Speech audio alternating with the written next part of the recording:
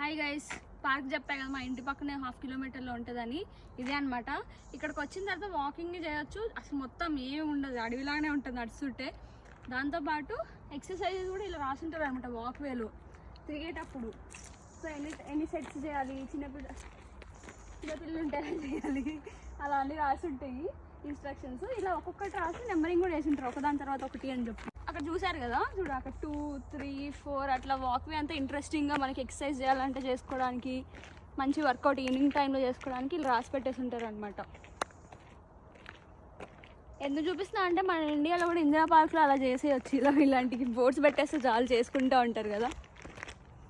Almost మనం 7th, 8th దాంట్లో ఉన్నాం అనమాట ఎక్సర్సైజెస్లో. చూడండి, ఒక అతను అయితే మరీ చేస్తున్నాడు, ఆయన చూసి నేను ఇన్స్పైర్ అయిపోయి రేపటి నుంచి నేను కూడా చేస్తాను అట్లా. ఇంకా ఎక్సర్సైజ్ చూడాలంటే నెక్స్ట్ షాట్లో చూడండి, ఒక షాట్లో సరిపోవట్లేదు కాబట్టి పార్ట్స్గా పెడుతున్నాం. Bye guys.